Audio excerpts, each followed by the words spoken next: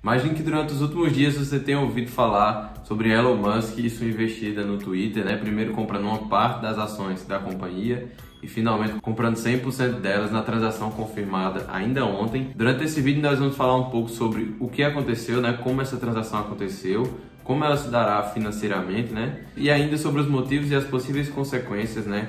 Dessa compra da rede social Twitter pelo homem mais rico do mundo, Elon Musk. Então, né, pessoal, para quem nunca usou o Twitter de fato, né, essa rede social ela oferece um serviço parecido com algo como um microblog, né, que permite aos usuários transmitir e compartilhar informações, atualizações sobre o seu dia a dia, sobre a sua vida, sobre qualquer tema, com aquelas pessoas que a seguem, né? Mas eu não vou entrar em muitos detalhes porque eu acredito que a maioria já conheça o Twitter, mas o fato é que o Twitter, talvez esse seja o ponto mais importante da rede social que deva ser comentado sobre essa transação, é que ele já era, né, considerada a rede social que permitia a maior liberdade de expressão de seus usuários, né, comparada, por exemplo, com o Instagram e o Facebook, que tem diversas políticas que inibem, né, ou que geram mesmo shadow bans, né, em alguns de seus usuários por compartilhar certos tipos de informação, tá?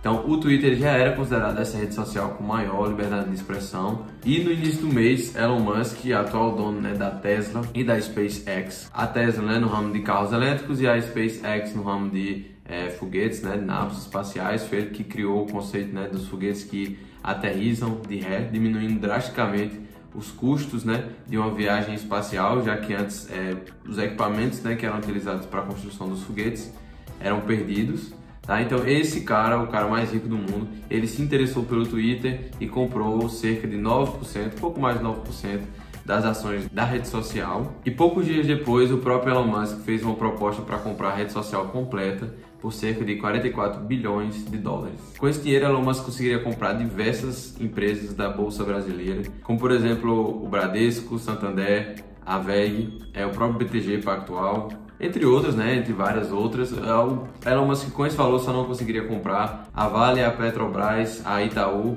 e a Ambev, mas de qualquer forma esse é um valor muito alto, né, uma aquisição de grande porte. E o estopim, né, para que isso acontecesse, muitos podem se perguntar, né, por que de uma hora para outra ele decidiu passar dos seus pouco mais de 9%, né, de participação na empresa e ter interesse em comprar 100% das ações. No dia 28 de março, Elon Musk ele fez uma enquete no seu perfil do Twitter, tá, com pouco mais de 80 milhões de seguidores, perguntando exatamente se as pessoas elas sentiam que o Twitter ele permitia a elas, né, ter essa liberdade de expressão. E se as pessoas acreditavam, né, que o Twitter ele seguia, né, princípios de liberdade de expressão no final das contas. O fato é que 70% das pessoas que responderam à enquete responderam que não achavam que o Twitter cumpria, né, as regras de liberdade de expressão pura.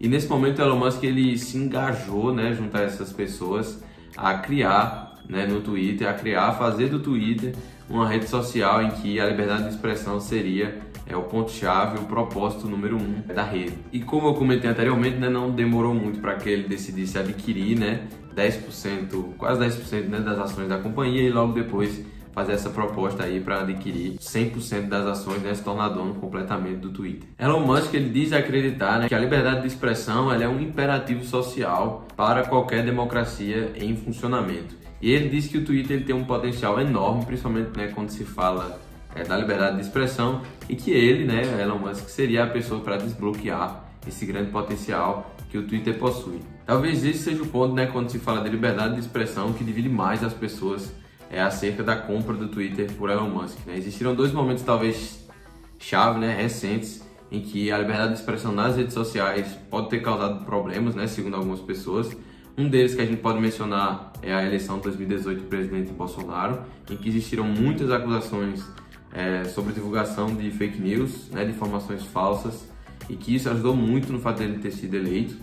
E existiu também, né, o evento que aconteceu da invasão do Capitólio nos Estados Unidos, logo após o resultado das últimas eleições presidenciais dos Estados Unidos terem sido divulgados, né, houve todo aquele evento que manchou, talvez eu diria gravemente, a imagem da democracia, né, da República Norte-Americana. Então existe um debate muito forte em torno do que né, de como deveria ser essa liberdade de expressão nas redes sociais. A liberdade de expressão está muito ligada ao direito do indivíduo de exprimir sua opinião, né, de dar sua opinião acerca de qualquer tema da sociedade sem ter interferência, né, governamental ou interferência de uma entidade maior que o impeça de divulgar a sua opinião sobre um dado assunto. Mas existem muitas ocasiões em que isso nas redes sociais tem sido problemático, principalmente quando as pessoas elas usam essa ferramenta das redes sociais para divulgar, né, para compartilhar discursos de ódio, discursos de violência contra outras pessoas, contra outros grupos.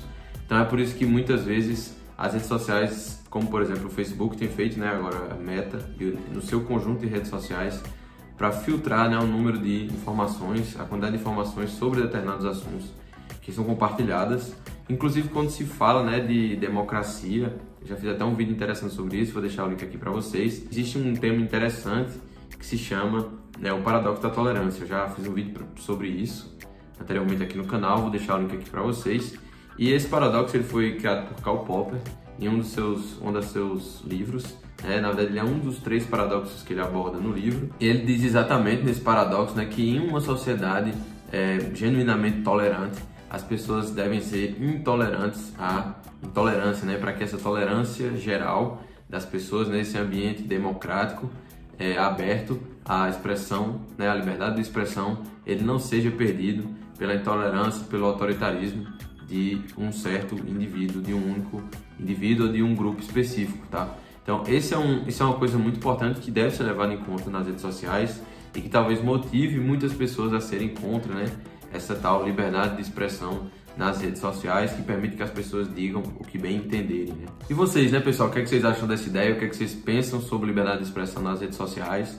Existiu até um caso recente que o host do podcast, né, falou sobre um partido nazista ou alguma coisa do tipo. O que é que vocês acham, né, sobre isso? Vocês acham que deveria ser, né, como por exemplo nesse caso do nazismo, né, deveria ser aberto, as pessoas deveriam ser livres para falarem sobre o que bem entenderem, sobre política, né, sobre nesse caso defender um partido nazista? Ou vocês acham que deveria realmente existir um filtro nas redes sociais, né, para impedir que as pessoas compartilhem, né, opiniões desse tipo? Eu particularmente acredito que a compra, né, do Twitter por Elon Musk seja algo positivo. Eu acredito na liberdade de expressão como algo positivo, mas é muito importante que ela venha atrelada com a educação da população.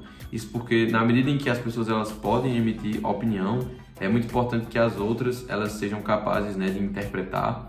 E esse é um grande problema, inclusive no Brasil, né? A maioria das pessoas tem muita dificuldade de interpretar textos, né, falas também.